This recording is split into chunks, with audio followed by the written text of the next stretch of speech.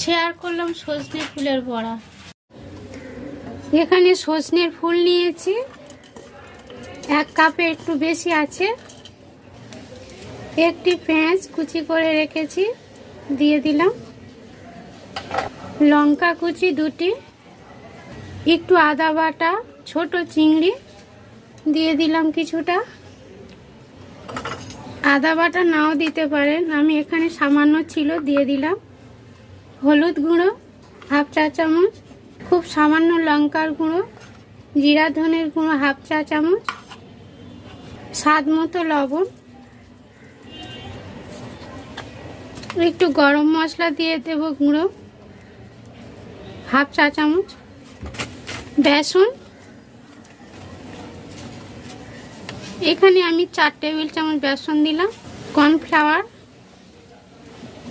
2 table চামচ, একটু বাতাসা গুঁড়ো করে দিলাম। ফুল একটু কিটুনি কিটুনি ভাব থাকে, বাচ্চারা খেতে চাইবে না, তাই একটু বাতাসা গুঁড়ো করে দিয়েছি। আপনারা মিষ্টি যে কোনো মিষ্টি দিতে পারেন, যদি না মিষ্টি পছন্দ না করে দেবেন না। এখানে আমি কর্নফ্লাওয়ার ব্যবহার করেছি, কর্নফ্লাওয়ার না থাকলে চালের গুঁড়ো দেবেন 2 টেবিল চামচ। ভালো করে মাখিয়ে নেব, এইভাবে ডলে ডলে মাখিয়ে নিতে হবে।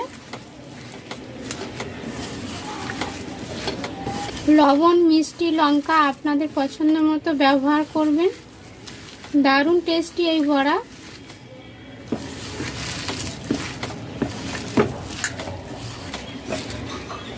ভালোভাবে মাখানো হয়ে গেছে, সাদা তেলে ভেজে নেব।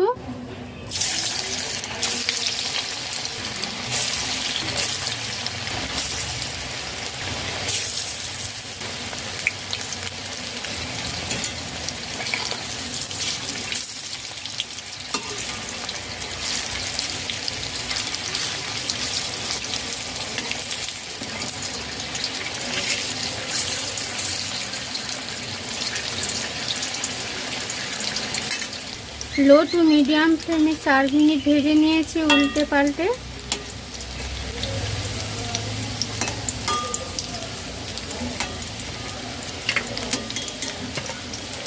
ভাজা হয়ে গেছে, তুলে নেব।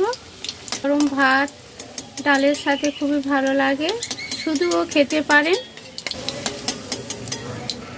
এইভাবে সব পকোড়া তৈরি করে নিয়েছি। ভালো লাগলে লাইক শেয়ার করবেন, ফেসবুক থেকে দেখলে ফলো করবেন।